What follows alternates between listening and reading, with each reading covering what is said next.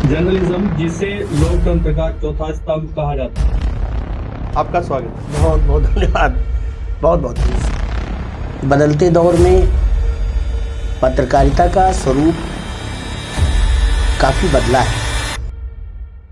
एक सेकंड में सबको पता चल जाता है। आज की मीडिया बिक चुकी है। आज की मीडिया व्यावसायिक हो गई, तब में भी सुधार लाने की जरूरत है। आपको धमकी आई जी। और सर इनकी अंदर की रियलिटी क्या है? ले लिया है, जहाँ फ़ोन है उसके बाद और एक माइक ले लिया, अब वो कुछ भी बोल रहे हैं, कुछ भी दिखा रहे हैं। उन्हें जर्नलिज्म की परिभाषा का पता नहीं है। एक साल में 2-3 मर्डर हो जाते हैं या मुकदमे दर्ज हो जाते हैं। 119 करोड़ रुपए सिर्फ प्रिंट एड पर खर्च किए और आज इंडिया टॉप कंट्री में गिना जा रहा है जिसमें फेक न्यूज़ ज़्यादा स्प्रेड हो रही है।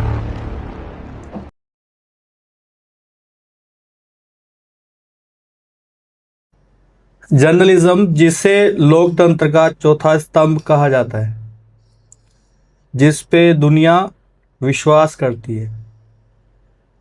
आज हम मौजूद हैं उसी पत्रकारिता की दशा और दिशा के बारे में बात करने के लिए। मैं हूं आपके साथ कुलविंदर और आप देख रहे हैं कुलविंदर टॉक शो। आज के बेहद खास एपिसोड में हम स्वागत करना चाहते हैं एक ऐसी शख्सियत का जिन्होंने पत्रकारिता की दुनिया में 24 वर्षों से अनुभव लिया है। ना सिर्फ उन्होंने समाज के मुद्दों को, बल्कि पत्रकारिता के रूप में जितने भी कार्य होते हैं उनको बहुत ही ग्राउंड रियलिटी पे करके अनुभव लिया है। माखनलाल चतुर्वेदी राष्ट्रीय पत्रकारिता एवं संचार विश्वविद्यालय से पत्रकारिता की पढ़ाई करने के बाद इन्होंने देश के कई प्रतिष्ठित अखबार जैसे स्वतंत्र चेतना, दैनिक भास्कर, दैनिक आज, the Hind, the Pioneer, Uttaranchal दर्पण और भी न जाने कितने अन्य राष्ट्रीय समाचार पत्रों में अपनी सेवाएं दी और आज भी अपनी सेवाएं कायम रखे हुए हैं। अपने लंबे करियर में इन्होंने क्राइम, पॉलिटिक्स और ग्राउंड रिपोर्टिंग के ऐसे ऐसे पहलुओं को कवर किया है जिन्होंने समाज और सिस्टम दोनों को सोचने पर मजबूर किया है। इनकी पत्रकारिता सिर्फ खबरों तक सीमित नहीं रही, बल्कि सच को सामने लाने की एक ईमानदार कोशिश रही है। वर्षों के अनुभव, बेबाक सोच और जमीनी समझ के साथ आज ये पत्रकारिता जगत के एक जाना माना नाम है। स्वागत करते हैं मिस्टर मनोज श्रीवास्तव जी का। Welcome to Kulwinder talk show. Sir आपका स्वागत है। बहुत बहुत धन्यवाद। बहुत बहुत धन्यवाद सर, आपका बहुत बहुत शुक्रिया। आप आज हमारे पास एज ए गेस्ट आए हैं और आप अपना अनुभव साझा करेंगे हमारे साथ। जी। आपका शुक्रिया। सर, आपसे सबसे पहले जो मेरा सबसे पहला क्वेश्चन होने वाला है, पत्रकार और पत्रकारिता की सही परिभाषा जानना चाहता हूँ। आज के समय में कैसे डिफाइन करते हैं या कैसे हम बताते हैं कि एक अच्छा जर्नलिस्ट को, उसके काम को पत्रकार की तरह कैसे देखा जाता है? पहले तो कुलविंदर टॉक शो में आपने मुझे बुलाया, इसके लिए आपका बहुत आभार। देखिए, पत्रकारिता सरकार और समाज के बीच की एक महत्वपूर्ण कड़ी है। पत्रकारिता और पत्रकार वो है जो पत्रों को आकार देता है। पत्रकार वो है जो समाज की कुरीतियों को, समाज की बुराइयों को शासन तक, सरकार तक पहुंचाता है और सरकार की कल्याणकारी नीतियों को धरातल तक लाता है। पत्रकार का ये किरदार होता है। लेकिन बदलते दौर में पत्रकारिता का स्वरूप काफ़ी बदला है। हम लोगों ने जब पत्रकारिता की शुरुआत की, आज से लगभग 2-2.5 दशक पहले, लगभग 23-24 साल पहले, तो तब की पत्रकारिता में और आज की पत्रकारिता में जमीन आसमान का फर्क है। उस समय पत्रकारिता में साधन के नाम पर प्रिंट हुआ करता था या टेलीविजन हुआ करता था। कोई घटना होती थी, कोई एक्टिविटी होती थी, कोई प्रोग्राम्स होते थे, तो सुबह लोग अखबारों में पढ़ लेते थे या शाम के बुलेटिन में जान लिया करते थे। आज तकनीकी के युग में लोग लाइव कर देते हैं, 1 सेकंड में सबको पता चल जाता है। उस दौर में सीमित साधनों में पत्रकारिता होती थी, सीमित साधनों में बहुत धैर्य और संपादन को दृष्टिगत करते हुए पत्रकारिता की जाती थी, खबरें लिखी जाती थी। अब स्वरूप बहुत बदल गया सर, अब वो बातें नहीं रह गई। अब अगर हम ये कह लें कि हर घर में पत्रकार हो गए हैं तो अतिशयोक्ति नहीं होगा, क्योंकि जिसको देखिए सोशल मीडिया के युग में पत्रकार बना हुआ है। सोशल मीडिया के युग में हर व्यक्ति पत्रकार पर वीडियो बनाया, डाल दिया सोशल मीडिया पर। कई बार वो खबरें फेक हो जाती हैं, कई बार गलत हो जाती हैं। सर, आप सन 2000 के दशक से पत्रकारिता में अपनी पकड़ बनाए हुए जी। जनता की आवाज बनकर समाज के मुद्दे उजागर करते हैं। जी सबसे बड़ा फर्क क्या आया है सर, सबसे बड़ा फर्क मैंने अभी जैसे आज की पत्रकारिता में और तब की पत्रकारिता में कितना फर्क आप देखते हैं? सर, आज की और तब की पत्रकारिता में जो 2.5 दशक पूर्व, लगभग 25 साल पहले की पत्रकारिता और आज की पत्रकारिता में जमीन आसमान का फर्क है। उस दौर में पत्रकारिता बड़े धैर्यपूर्वक और तथ्यात्मक तरीके से, तथ्यों के आधार पर पत्रकारिता होती थी उस दौर में। तथ्यों के आधार पर पत्रकारिता होती थी उस दौर में। अब ये तकनीकी युग है सर। अब इंस्टाग्राम, फेसबुक और तमाम पोर्टल्स वगैरह हैं। तो तब की पत्रकारिता होती थी, खबरें छपती थी अखबारों में, लोग दूसरे दिन पढ़ा करते थे। शाम की बुलेटिन में न्यूज़ देख करके उन लोगों को पता चलता था समाज के बीच जो एक्टिविटीज़ हो रही हैं। आज की पत्रकारिता ऐसी हो गई है, आप समझ रहे होंगे। आज की पत्रकारिता लाइव है। आज की पत्रकारिता तो लाइव है। पहले पत्रकारों सेलेक्टेड, शिक्षा में, जो लिटरेचर में, जो साहित्य में जिनको ठीक ठाक ज्ञान होता था, पत्रकारिता से वो जुड़ा करते थे। अब तो आप देख ही रहे हैं कि पत्रकारिता का स्वरूप कैसा हो गया है। सोशल मीडिया आने के बाद तमाम जो है पत्रकारों की तादाद अप्रत्याशित ढंग से बढ़ी है। सर, आज की मीडिया बिक चुकी है। नहीं, मीडिया अक्सर ऐसे स्टेटमेंट सुनने को मिलते हैं जी। कितना इत्तेफाक रखते हैं इस बात? नहीं, आज की मीडिया बिक चुकी है, मैं इससे इत्तेफाक नहीं रखता। लेकिन मैं यहाँ ये कहना चाहूँगा कि मीडिया जो है वो व्यावसायिक हो गई है। आज की मीडिया व्यावसायिक हो गई है और व्यावसायिक होने की वजह से वो ट्रैक से हट चुकी है। कई बार यहाँ इसको अन्यथा नहीं लिया जाए अगर, तो मेरा अपना मानना है कि समाज के बीच जो घटित हो रही हैं जो चीज़ें, जो हकीकत है, शायद वो मीडिया उसको नहीं दिखा पा रही है। मीडिया व्यावसायिक हो गई है, मीडिया बिकी नहीं है, व्यावसायिक हो गई है। लेकिन सर, इसी बात पे एक बात पूछ रहा हूँ कि टीआरपी एक बड़ा कंसर्न रहता है न्यूज़ चैनल्स के लिए। जी। अगर एक सच्ची खबर जरूरी है बट उसकी टीआरपी कम है, दूसरी तरफ एक न्यूज़ है जिसकी टीआरपी बहुत ज़्यादा है और वो न्यूज़ लेस इम्पोर्टेंट है, तो एक्चुअल में न्यूज़ रूम का डिसीजन क्या होता है? किस खबर को दिखाना वो चाहते हैं? नहीं, वो आप भी समझ रहे होंगे कि टीआरपी को प्राथमिकता दी जाती है और जो महत्वपूर्ण है, जिसे दिखाना चाहिए, वो उसको एक बार बैक कर लेते हैं और टीआरपी वाली खबर को प्राथमिकता देते हैं। तो चाहे वो जो दूसरी वाली न्यूज़ है वो कितनी भी जरूरी हो समाज के लिए, जनमानस के लिए, भारत के लिए, नहीं, जरूरी है। टीआरपी वाली खबर के साथ में उस महत्वपूर्ण खबर को भी परोसा जाता है, दिखाया जाता है, लेकिन जिस तरीके से उसको दिखाना चाहिए, जिस प्राथमिकता के साथ उसको दिखाना चाहिए, शायद वो नहीं हो पा रहा है। और सर, इनकी अंदर की रियलिटी क्या है? मतलब एथिक्स और टीआरपी, इनके जो प्रिंसिपल, जर्नलिज्म के कोर प्रिंसिपल हैं, जब टीआरपी है, तो दोनों में से किस मुद्दे को फ्रंट फेस पे आज के टाइम पर रखा जाता है? सर अब आज के टाइम की बात करेंगे तो ये टीआरपी को ही प्राथमिकता दे रहे हैं। तो मतलब कि उस पे आपका कोई भी लॉस हो रहा है, समाज का हो रहा है? नहीं सर, अगर टीआरपी को ही प्राथमिकता दे रहे हैं तो लॉस का सवाल ही नहीं पैदा होता।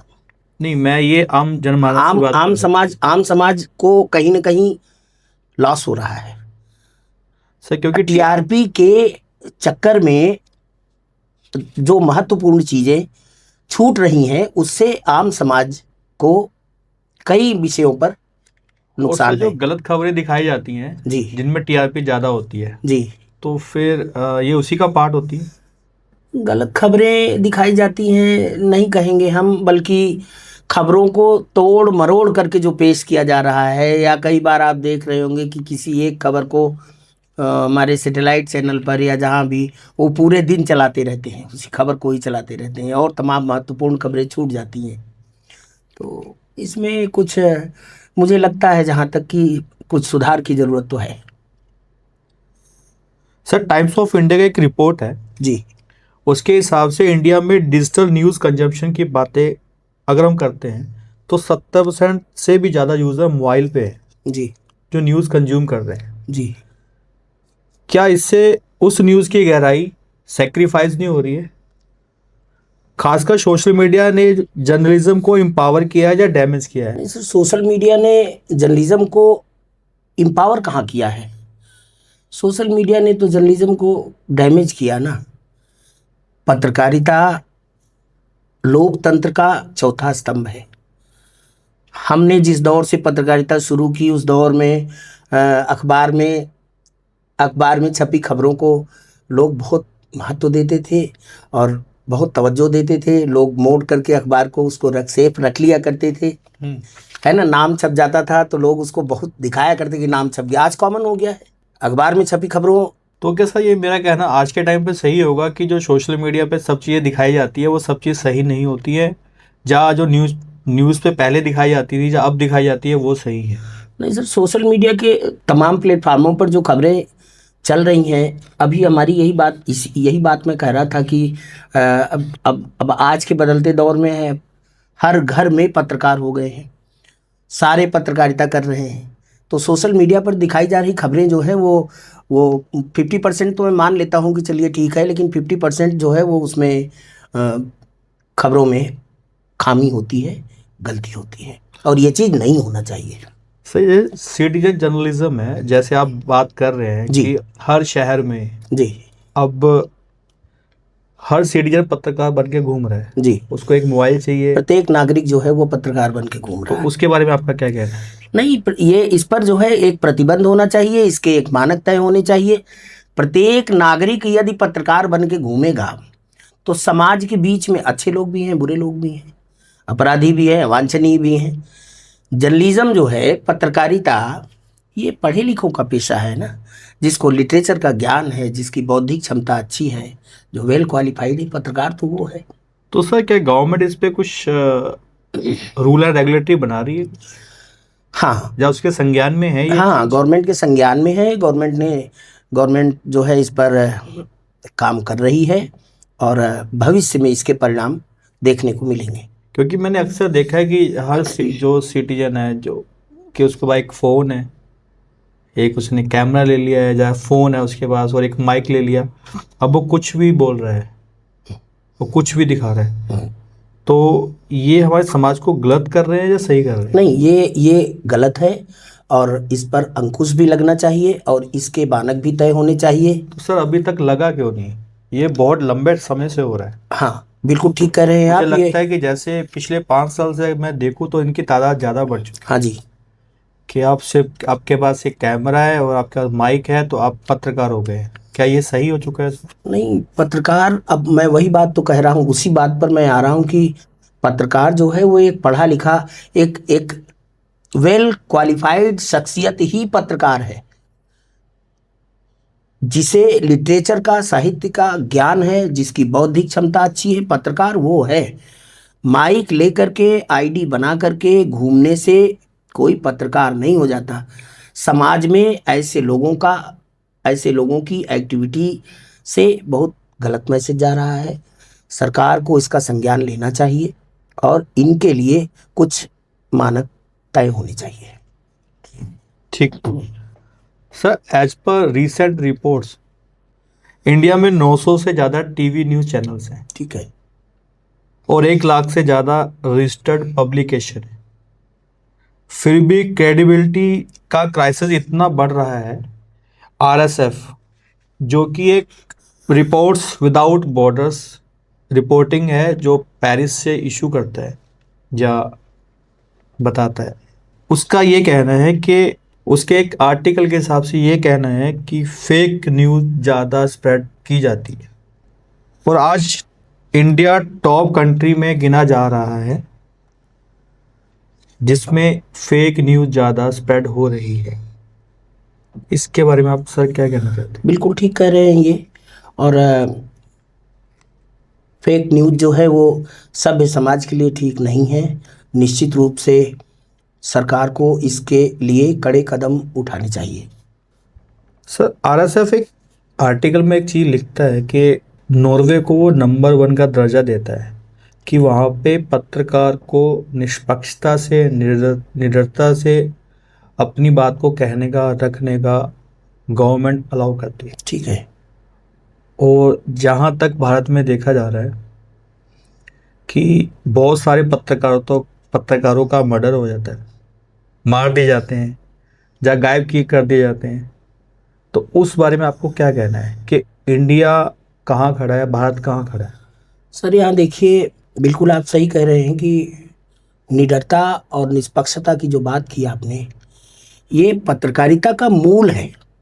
निडरता और निष्पक्षता पत्रकारिता का मूल है, जर्नलिज्म का मूल है और ये आधार है। अगर वास्तविक पत्रकारिता हो रही है तो ये सच है कि निडरतापूर्वक और निष्पक्ष तरीके से पत्रकारिता की जाए, लेकिन ऐसा करने के लिए सिस्टम में भी सुधार लाने की ज़रूरत है। सिस्टम में जब तक सुधार नहीं होगा, निडरता और निष्पक्षता की हम कल्पना नहीं कर सकते। सर, इसके लिए कौन जिम्मेदार है, मीडिया, गवर्नमेंट या पब्लिक? आप नहीं। किसको जिम्मेदार मानते हैं? मीडिया, पब्लिक को इसके लिए जागरूक होने की ज़रूरत है और सिस्टम को सुधार लाने की ज़रूरत है। और सर, अगर मैं आपसे पूछूं कि हम इसके लिए क्या कर रहे हैं? हम इसके लिए हम ऐसे शो के माध्यम से, ऐसे कार्यक्रमों के माध्यम से हम समाज को और सरकार को जागरूक करने का काम कर सकते हैं। सर, इसी से एक क्वेश्चन और रिलेट कर रहा हूँ। आपका 24 साल का करियर हो चुका है अब तक। जी। आपने स्टोरी कवर की हो कोई, जी। आपने कोई ग्राउंड रिपोर्टिंग करी हो जी। और आपको धमकी आई हो, जी। ऐसा कभी हुआ है सर? मैं शुरू से मैं बता रहा हूँ आपको कि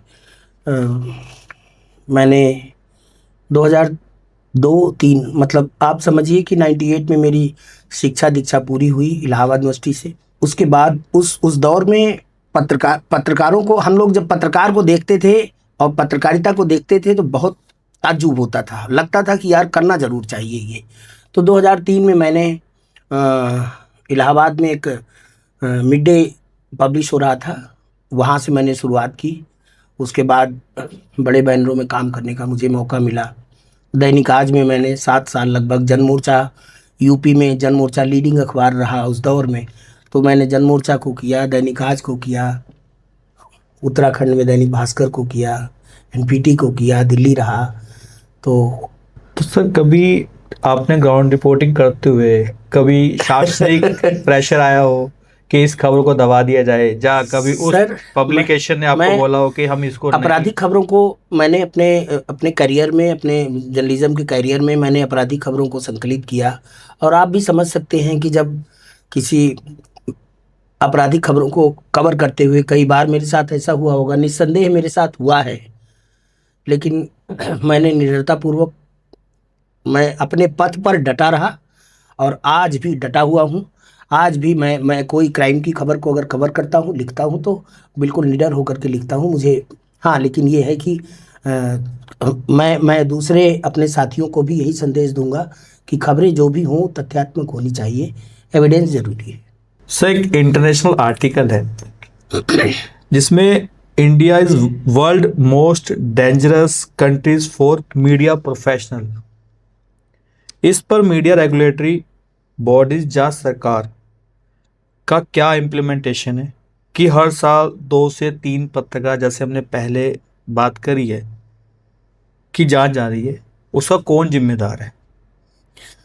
नंबर तो क्लियर हो गए, लेकिन सब कुछ जानने के बाद भी सुधार क्यों नहीं आ रहा है? जो सच्चे पत्रकार हैं, जो जान जोखिम में डालकर ग्राउंड रिपोर्टिंग करते हैं, सेंसिटिव सिचुएशंस में कवरेज करते हैं, क्या उनकी ज़िंदगी की कोई वैल्यू नहीं है? लोकतंत्र के चौथे स्तंभ को संभालने वाले असली जर्नलिस्ट की ज़िंदगी की क्या कोई वैल्यू है या नहीं? नहीं, जीवन तो सभी का अमूल्य है, आप भी समझ रहे होंगे इस बात को। लेकिन ये बात सही कहा आपने कि पत्रकारों के लिए, खासतौर से यहाँ पत्रकारिता और पत्रकारों की बात चल रही है, तो मेरा अपना तो मानना यही है। अब आज के दौर में फ़िलहाल जो एक्चुअल कलमकार है वो पीछे बैठा मिलेगा आपको, ठीक है। आप अधिकांश देखेंगे जहाँ योग्यता की बात अगर करेंगे, जो सही पत्रकार है वो पीछे दीर्घा में बैठा हुआ मिलेगा, और अनावश्यक तत्व तो बिल्कुल आगे मिलेंगे। सब मुझे आपसे ये कंफर्म करना है कि इसका जिम्मेदार आप किसको ठहराते हैं? सर, अब जैसे अभी आपने कहा कि पत्रकारों की जान जाती जान जाती है, या पत्रकारों के खिलाफ मुकदमे दर्ज हो रहे हैं। अब तो स्वाभाविक हो चुका है पत्रकारों के सर, खिलाफ मुकदमे दर्ज आपके होना। एक या मुकदमे से याद आया मेरे को, अभी रिसेंट में एक पंजाब के अंदर अभी एक हुआ है कि, और एक के साथ नहीं हुआ, कई जर्नलिस्ट, कई जो अच्छे जर्नलिस्ट हैं उनके ऊपर केसेस हुए हैं क्योंकि उन्होंने सरकार के खिलाफ मोर्चा खोल दिया था।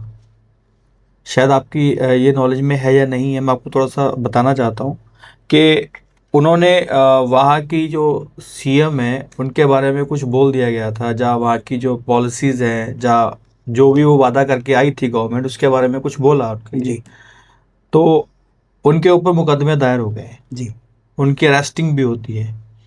तो ऐसी सिचुएशन में क्या करना चाहिए, और इस आधार पे मीडिया, जो पूरा हाउस है, जहाँ गवर्नमेंट है, वो क्या एक्शन लेती है? जहाँ हमारी कोई बॉडीज़ है जो उसको देखती है, केयर टेक करती है उस चीज़ को, जहाँ आपके जो आपकी लाइबिलिटी है, जहाँ आपके आपके अपने कुछ प्रिंसिपल्स आपके होने चाहिए एक जर्नलिस्ट के तौर पे, तो उसको केयर टेकर करती है गवर्नमेंट या नहीं करती है? जैसे मैंने उस मुद्दे में देखा कि वो एक नॉर्मल पर्सन की तरह उनको ट्रीट किया गया, उनको उठा के जेल भी डाला गया, और जेल डालने के बाद अब वो हाई कोर्ट से बेल लेके बाहर आए। जैसे आपने बोला था स्टार्टिंग में कि ये गवर्नमेंट और पब्लिक के बीच का एक रास्ता है, एक पुल है, तो क्या वो पुल को तोड़ने की कोशिश की जा रही है? अब अभी आज के दौर में इस पुल का स्वरूप बहुत बदल गया है। जो मर्डर की बात आपने की, एक साल में 2-3 मर्डर हो जाते हैं या मुकदमे दर्ज हो जाते हैं, वो विभिन्न मामलों पर डिपेंड करते हैं। कई बार ऐसा भी होता है कि सामने वाला, जैसे अभी अब हमारी आपकी बात हो रही थी कि आज के दौर में पत्रकार वो भी है जो अल्प शिक्षित है, जो अशिक्षित है, जो अवांछनीय है, जो गलत एलिमेंट्स हैं वो भी पत्रकार का डंडा लिए घूम रहे हैं। तो कई बार ऐसा होता है कि इस तरह के एलिमेंट्स के खिलाफ भी मुकदमे दर्ज होते हैं। अगर ऐसा हो रहा है तो ठीक है, लेकिन वास्तविक पत्रकार के खिलाफ अगर मुकदमा दर्ज हो रहा है तो निश्चित रूप से वो कहीं ना कहीं सिस्टम को चोट कर रहा होगा। श्योर है कि वो सिस्टम को चोट कर रहा होगा।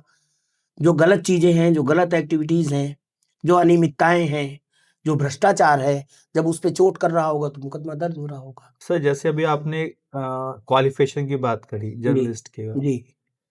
तो क्या ऐसे आपके नज़र में कुछ लोग हैं जो एक्चुअल में जर्नलिस्ट बोलते हैं अपने आप को, हाँ पर वो क्वालिफाइड नहीं है, वो पढ़े लिखे नहीं है? हाँ। ऐसे कुछ आप बता सकते हैं, ये नहीं, कोई मैं ऐसा पूरे है? समाज की बात कर रहा था, हाँ। अकेले उत्तराखंड की बात नहीं कर रहा हूँ, बल्कि सर्व समाज की बात कर रहा हूँ, पूरे देश की बात कर रहा हूँ।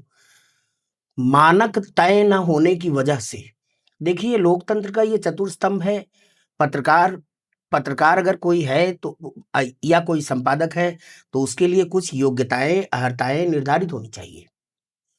ये निश्चित होना चाहिए कि वो कम से कम स्नातक हो, ग्रेजुएट हो, उसके खिलाफ कोई आपराधिक मामले दर्ज ना हो, विवादों में ना हो, विवादास्पद ना हो। लेकिन लेकिन बड़ी विडंबना है कुलविंदर जी कि आज की डेट में मैं अपने विवेक से बता रहा हूं आपको कि 50% प्लस ऐसे हैं जिन्हें जर्नलिज्म की परिभाषा का पता नहीं है और वो पत्रकार का आवरण डाल करके समाज के बीच घूम रहे हैं। और ये किस लिए घूम रहे हैं सर? ये अगर इसलिए घूम आप रहे इनको हैं। जर्नलिस्ट की कैटेगरी में अगर नहीं रख रहे हैं हाँ, तो हम इसको व्यावसायिक रखते हैं। व्यवसायिक ही हैं और क्या। जिनको पत्रकारिता का पता ही नहीं है, जिनको पत्रकारिता की एबीसी नहीं आ रही है और वो आईडी लगाए घूम रहे हैं और किसी के मुंह पे भी कैमरा लगाए दे रहे हैं, तो उनका तो एक मात्र मकसद जो है सामने वाले को ब्लैकमेल करना है, धनोपार्जन करना है। सर जैसे बहुत सारे जर्नलिस्ट की ऑडियो वायरल होती है हाँ जी, डिमांड करते हुए, हाँ जी, पैसे की बात करते हुए, या कुछ तथ्यों को छुपाने के लिए पैसे की डिमांड की हाँ जाती जी, है। उसकी कई ऑडियो वायरल होती है, हाँ जी, पुष्टि भी होती है, हाँ जी, कोर्ट में केसेस भी होते हैं, जी, तब भी वो वर्किंग करते हैं। जी। आपका उस पर क्या कहना है? सर जर्नलिस्ट अगर है तो उसकी वीडियो क्यों वायरल होगी? वो ऐसा काम ही नहीं कर सकता। अगर वास्तविक पत्रकार है तो वो उसकी उसकी वीडियो या ऑडियो क्यों वायरल? वो पैसा मांग ही नहीं सकता। वो पैसा नहीं मांग सकता। और जो पैसा मांग रहे हैं, जिनकी वीडियो वायरल हो रही, जिनकी ऑडियो वायरल हो रही है, वो पत्रकार नहीं हो सकते। थोड़ा सा आगे चलते हैं। अभी जैसे हम बात कर रहे थे, वर्ल्ड प्रेस फ्रीडम इंडेक्स की बात कर रहे थे, जी, तो आज वही इंडिया की मीडिया जो रैंकिंग कर रही है वो 157वें नंबर पे कर रही है 180 कंट्रीज में। जी, बीते वक्त में ये रैंक 161 तक भी पहुंची थी। ठीक है। In fact world economic forum's global risk report के हिसाब से India is rank as the top country worldwide facing the highest risk of misinformation, disinformation and fake news. But is your take on this as per your 24 year experience? Media खुद दोषी है या media को right to speech नहीं दिया जा रहा? Media खुद दोषी है, इस बात पर मैं ये कहूँगा कि आज के जो मीडिया संस्थान हैं, संस्थानों को भी मुझे लगता है जहाँ तक कि उनको भी अपने उसमें थोड़ा-सा परिवर्तन लाना चाहिए। अब मीडिया संस्थान जो है, जैसे अपने स्टाफ जो है रख लेता है और उसमें बगैर उनकी योग्यता के देख परख के बगैर रख लेता है, तो वो मीडिया संस्थान मीडिया दोषी नहीं है, मीडिया दोषी नहीं है यहाँ पर। मैं फिर से यही कहूँगा कि मीडिया दोषी नहीं है, इसके लिए सिस्टम दोषी है सीधे तौर पर। तो क्या सर अगर हम ये कहें कि कहीं ना कहीं मीडिया की जो फ्रीडम ऑफ स्पीच है उस पर अंकुश लगाया गया है, तो क्या ये सही है या गलत है? नहीं, अंकुश लगाया क्या? फिर वही बात आई कि अंकुश क्या लगाया गया है। एक्चुअली मीडिया जो है व्यावसायिक हो गई है।